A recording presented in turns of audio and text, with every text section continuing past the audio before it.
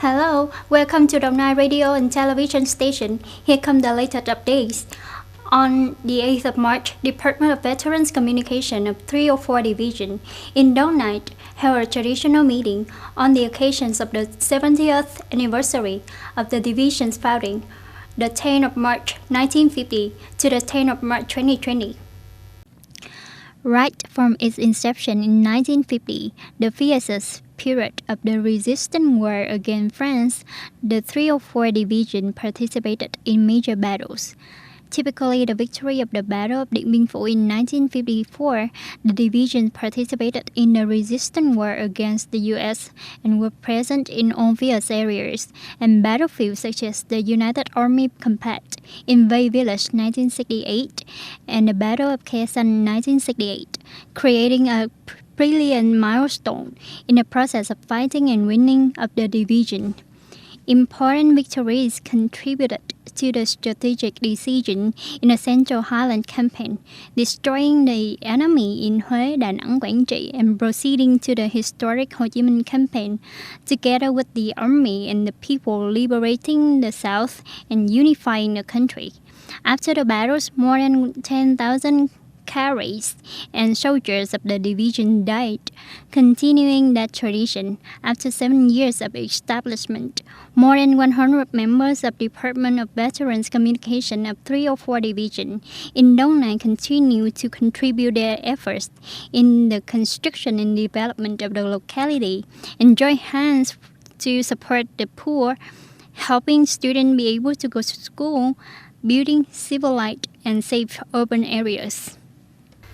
Before the information on the development of COVID-19 in the area of Hanoi City, in order to ensure the supply of goods and essentials to serve the consumption of the people, the Ministry of Industry and Trade has just issued a document guiding businesses and distribution hubs in Hanoi to increase the supply of goods, especially essential consumer goods.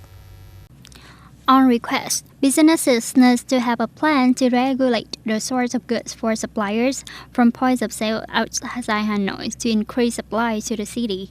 The Ministry of Industry and Trade has also directed the Hanoi Department of Industry and Trade to closely follow the market situation, directly examine and urge the distribution enterprises in the locality to implement the plans to ensure the supply of goods for the market, keeping stability market sentiment. Following the direction of the Ministry of Industry and Trade and assessing the purchasing needs of people for modern retail distribution in the epidemic period, businesses have actually increased the goods reserve by 3 times. Currently, the control of the epidemic and ensuring the supply of goods are being drastically and closely implemented by the government, ministry, and branches, so people in Hanoi should not be too confused and worried.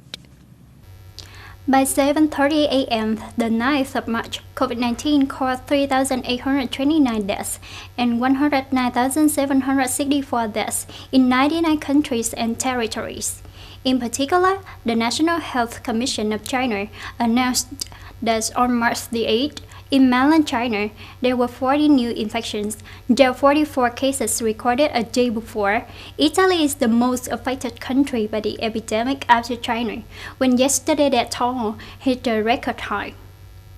NASA news agency quoted figures from the Italian Civil Protection Agency as saying there were 133 deaths on the 8th of March, bringing the total to 366 people, increased by 57.1% compared to the 7th of March. New cases increased by 1,326 cases, bringing the total number of cases to 7,375 cases, up 25.4%. Meanwhile, Atronos news agency reported that Chief of Staff of the Italian Army, General Salvatore Farina, had been positive for COVID-19. The ministry notice stated that General Farina will continue his work in quarantined condition, for which his involvement will be transferred to General Bonato. The situation in Europe continues to be complicated. In addition to mainland China, Italy, South Korea, Iran, France, Germany have become one of the world's largest outbreaks, recording more than 1,000 cases. In Germany, the number of cases were 1,030, a sharp increase from around 900 a day earlier.